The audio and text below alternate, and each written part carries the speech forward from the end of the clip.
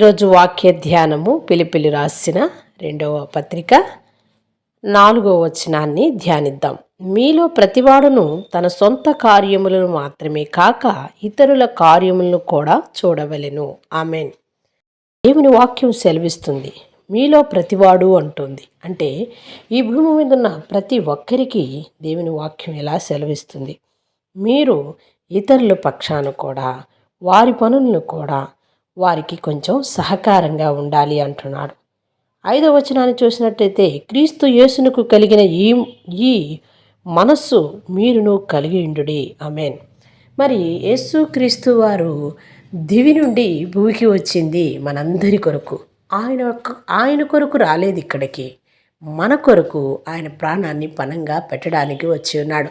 ప్రియ సహోదరుడా, సహోదరి, దేవాది దేవ కుమారుడే మన కొరకు వచ్చినప్పుడు మనము తోటి వారి కొరకు, ఇరుగు వారి కొరకు, పొరుగు వారి కొరకు, వారికి కొన్ని చిన్న చిన్నవి మనం తీర్చగలిగిన సమస్యలు వారి ముందు ఉన్నప్పుడు మనము తీర్చలేమా?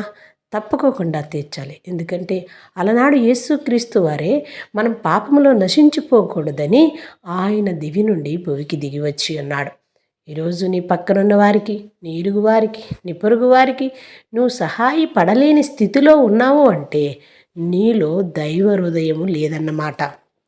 నీలో యేసుక్రీస్తుకు కలిగి ఉన్న మనస్సు కలిగి ఉన్నట్టయితే నీవు ఎదుటి వారి పక్షాన, నీవు ఇతరుల పక్షాన నిలబడేవాడిగా ఉంటావు.